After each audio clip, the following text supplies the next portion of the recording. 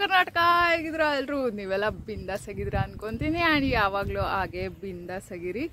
ನಾನು last time ಒಂದು ವಿಡಿಯೋನಲ್ಲಿ ಹೇಳಿದ್ದೆ ನಿಮಗೆ ವಾಲ್ಕೆನೋ ತೋರಿಸ್ತೀನಿ ಮಾರಿಷಿಯಸ್ದು ಅಂತ. ಸೊ ನಾನು ಇವಾಗ ಹೋಗ್ತಾ ಇದ್ದೀನಿ, ನಿಮಗೂ ತೋರಿಸ್ತೀನಿ. ಅದ್ರ ಬಗ್ಗೆ ನಿಮಗೆ ಒಂದು ಸ್ಮಾಲ್ ಇಂಟ್ರೊಡಕ್ಷನ್ ಕೂಡ ಕೊಡ್ತೀನಿ. ನಿಮಗೆ ಹೇಳಬೇಕು, ಮಾರಿಷಿಯಸ್ ಆ್ಯಕ್ಚುಲಿ ಕ್ರಿಯೇಟ್ ಆಗಿದ್ದು ವಾಲ್ಕ್ಯಾನಿಕ್ ಎರಪ್ಷನ್ನಿಂದಾನೆ. ಮಿಲಿಯನ್ ಇಯರ್ಸ್ ಎಗೋ ವಾಲ್ಕ್ಯಾನಿಕ್ ಎರಪ್ಷನ್ನಿಂದ ಮಾರಿಷಿಯಸ್ ಕ್ರಿಯೇಟ್ ಆಗಿರೋದು. ಇವಾಗಿರುವಂಥ ವಾಲ್ಕೆನೋ ಆ್ಯಕ್ಟಿವ್ ಇಲ್ಲ, ಬಟ್ ಅದನ್ನೇ ತೋರಿಸ್ತೀನಿ ನಿಮಗೆ. ನಾನಿರೋ ಜಾಗ ಕ್ಯುಪಿಪ್ ಅಂತ, ಟ್ರೂ ಆಕ್ಸೆಫ್ ಅಂತ ಪ್ಲೇಸ್ ನೇಮು.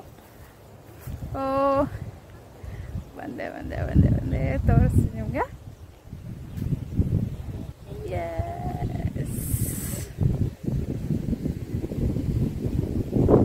ಕಾಣಿಸ್ತಿದೆನಾ? ಇದನ್ನು ಬಿಟ್ಟರೆ ಮಾರಿಷಿಯಸಲ್ಲಿ ಇನ್ನೂ 3 ಜ್ವಾಲಾಮುಖಿಗಳಿದ್ದಾವೆ. ಟ್ರೂ ಕನಕ, ಬ್ಯಾಸಿನ್ ಬ್ಲ್ಯಾಂಕ್ ಮತ್ತು ಗ್ರ್ಯಾಂಡ್ ಬೆಸಿನ್ ಅಂತ ಇನ್ನೂ 3 ಜ್ವಾಲಾಮುಖಿಗಳಿದ್ದಾವೆ. ಆದರೆ ಅವು ಡೆಡ್ ವಾಲ್ಕೆನೋ ಆಗಿದ್ದಾವೆ. ಇದು ಡೆಡ್ ಆಗಿಲ್ಲ. ಇದನ್ನು ಡಾಮೆಂಟ್ ವಾಲ್ಕೆನೋ ಅಂತ ಕರೀತಾರೆ, ಅಂದರೆ ಸ್ತುಪ್ತವಾಗಿರುವಂತಹ ಜ್ವಾಲಾಮುಖಿ.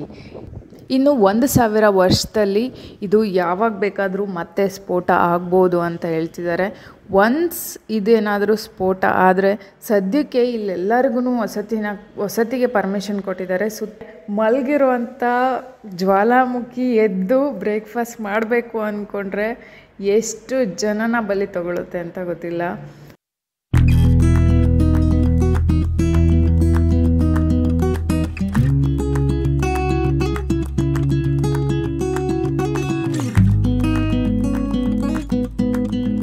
ಇಲ್ಲಿ ಇನ್ನೊಂದು ಸೈಡಿಂದನೂ ವ್ಯೂ ನೋಡ್ಬೋದಂತೆ. ಅಲ್ಲಿಗೆ ಹೋಗ್ತಾ ಇದ್ದೀವಿ.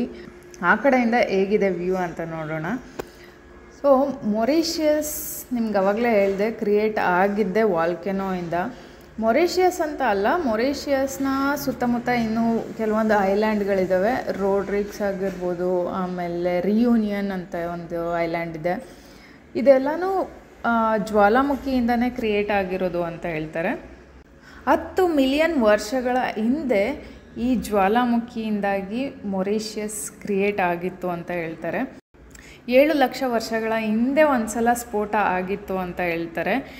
30,000 ವರ್ಷಗಳ ಹಿಂದೆ ಕೂಡ ಇದು ಆ್ಯಕ್ಟಿವ್ ಆಗಿತ್ತಂತೆ. ಸೊ ಆನಂತರ ಇದು ಆ್ಯಕ್ಟಿವ್ ಆಗಿಲ್ಲ ಅಂತ ಹೇಳ್ತಾರೆ.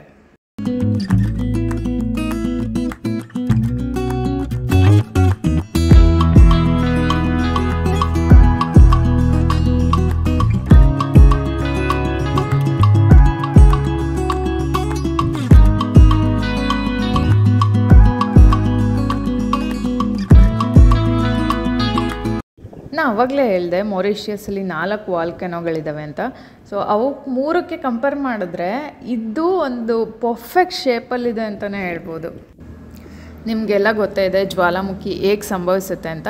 ಭೂಮಿ ಒಳಗಿರುವಂತಹ ಬಿಸಿಗೆ ಕೆಲವು ಬಂಡೆಗಳು ನಿಧಾನವಾಗಿ ಕರಗಿ ಮಾಗ್ಮಾ ಕ್ರಿಯೇಟ್ ಆಗುತ್ತೆ. ಸೊ ಇದನ್ನು ಕನ್ನಡದಲ್ಲಿ ಶಿಲಾಪಾಕ ಅಂತ ಕರೀತಾರೆ. ಈ ಸಾಲಿಡ್ ಬಂಡೆಗಳಿಗಿಂತ ಇದು ಅಗ್ರ ಆಗಿರೋದ್ರಿಂದ ಮಾಗ್ಮಾ ರೈಸ್ ಆಗಿಬಿಟ್ಟು ಮಾಗ್ಮಾ ಚೇಂಬರಲ್ಲಿ ಕಲೆಕ್ಟ್ ಆಗುತ್ತೆ. ಸೊ ಆ ಪ್ರೆಷರ್ಗೆ ಭೂಮಿಯ ಬಿರುಕುಗಳ ಮೂಲಕ ಭೂಮಿಯ ಮೇಲ್ಭಾಗಕ್ಕೆ ತಳ್ಳುತ್ತೆ. ಹೀಗೆ ಲಾವಾ ಮತ್ತು ಅನಿಲಗಳನ್ನ ಬಲವಂತವಾಗಿ ಭೂಮಿಯ ಮೇಲ್ಭಾಗಕ್ಕೆ ತಳ್ಳೋದನ್ನು ಅಥವಾ ಹೊರ ಹಾಕೋದನ್ನು ಜ್ವಾಲಾಮುಖಿಯ ಸ್ಫೋಟ ಅಂತ ಕರೀತಾರೆ.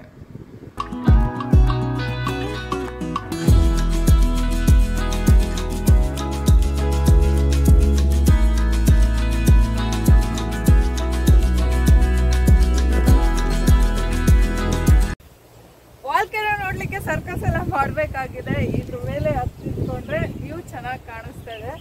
ಸೊ ಹಾಗಾಗಿ ಇದ್ರ ಮೇಲೆ ನಿಂತೀನಿ. ಹೇಳ್ಬೇಕಂದ್ರೆ ಇದು ಹೈಟ್ ಬಂದ್ಬಿಟ್ಟು 600 ಮೀಟರ್ಸ್ ಇದೆ. ಈ ಡಯಾಮೀಟರು 300 ಮೀಟರ್ಸು. ಈ ಡೆಪ್ತ್ ಬಂದ್ಬಿಟ್ಟು 80 ಮೀಟರ್ಸ್ ಇದೆ ಅಂತ ಹೇಳ್ತಾರೆ.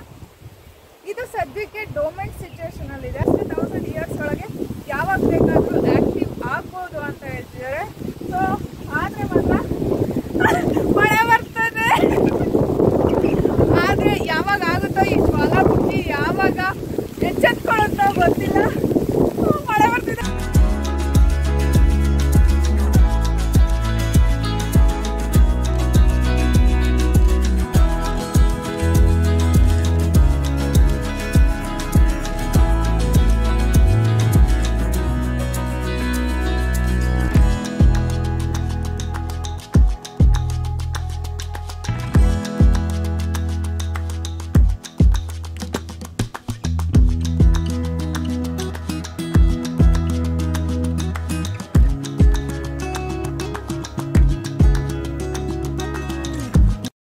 ಇಲ್ಲಿ ಒಂದು ಹವಾಮಾನ ಸಂಶೋಧನಾ ಕೇಂದ್ರ ಸಹ ಇದೆ. ಇಲ್ಲಿ ನೀವು ನೋಡ್ತಾ ಇದ್ದೀರಾ ಎದುರುಗಡೆ ಬ್ಲೂ ಕಲರ್ದು ಅದೇ ಬಿಲ್ಡಿಂಗು. ಸೊ ಅಲ್ಲಿಗೂ ಕರ್ಕೊಂಡು ಹೋಗ್ತಾ ಇದ್ದೀನಿ, ಬನ್ನಿ ನೋಡ್ಕೊಂಬರೋಣ. ಇಲ್ಲಿ ಆಗುವಂತಹ ಹವಾಮಾನ ಮತ್ತು ಅದರ ಸ್ಥಿತಿಗತಿಗಳನ್ನ ಅಸೆಸ್ ಮಾಡಿಬಿಟ್ಟು ನಿಖರವಾದ ಮತ್ತು ಟೈಮಿಗೆ ಸರಿಯಾಗಿ ಮುನ್ಸೂಚನೆ ಕೊಡುವ ಉದ್ದೇಶಕ್ಕೋಸ್ಕರ ಈ ಸಂಶೋಧನಾ ಕೇಂದ್ರನ ಓಪನ್ ಮಾಡಿದ್ದಾರೆ. ಹವಾಮಾನದಲ್ಲಿ ಆಗುವಂತಹ ಬದಲಾವಣೆ ಮತ್ತು ಅದರಿಂದ ಆಗುವಂತಹ ಪರಿಣಾಮಗಳನ್ನ ಮೊದಲೇ ತಿಳ್ಕೊಂಬಿಟ್ಟು ಮುನ್ಸೂಚನೆ ಕ್ರಮ ಕೈಗೊಳ್ಬೋದು ಅನ್ನೋದು ಇದರ ಉದ್ದೇಶ ಆಗಿದೆ. ಇಲ್ಲಿ ಮಾರಿಷಿಯಸಲ್ಲಿ ಸೈಕ್ಲೋನ್ ತುಂಬ ಆಗೋದ್ರಿಂದ ಮುಂಚೆನೇ ತಿಳ್ಕೊಂಡ್ರೆ ಅದರಿಂದ ಆಗುವಂತಹ ಎಫೆಕ್ಟ್ನ ಕಡಿಮೆ ಮಾಡ್ಬೋದು ಅನ್ನೋ ಒಂದು ಉದ್ದೇಶದಿಂದ ಈ Mauritius meteorological service weather radar ಸ್ಟೇಷನ್ನ ಓಪನ್ ಮಾಡಿದ್ದಾರೆ. ಸೊ ಬನ್ನಿ ನಿಮಗೂ ತೋರಿಸ್ತೀನಿ. ಒಳಗೆ ಹೋಗೋಕ್ಕಾಗಲ್ಲ, ಆಚೆಯಿಂದನೇ ನೋಡ್ಕೊಂಬಂದ್ಬಿಡೋಣ.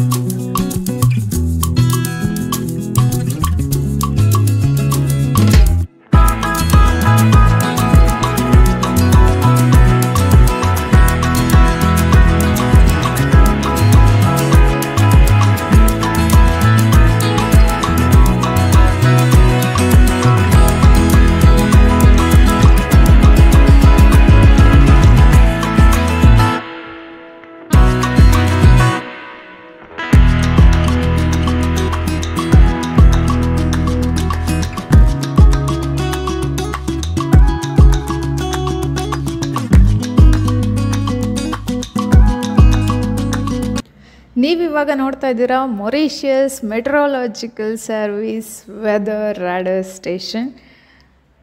ನನ್ನ ವಿಡಿಯೋ ನಿಮ್ಗೆ ಇಷ್ಟ ಆಗಿದೆ ಅಂತ ಭಾವಿಸ್ತಾ ಇಲ್ಲಿಗೆ ಈ ವಿಡಿಯೋನ ಮುಗಿಸ್ತಾ ಇದ್ದೀನಿ. ಮತ್ತೆ ಸಿಗ್ತೀನಿ ಇನ್ನೊಂದು ವಿಡಿಯೋನಲ್ಲಿ. ಅಲ್ಲಿವರೆಗೂ ನಾನು ಮಿಸ್ ಮಾಡ್ಕೋತಾ ಇರಿ. Love you all.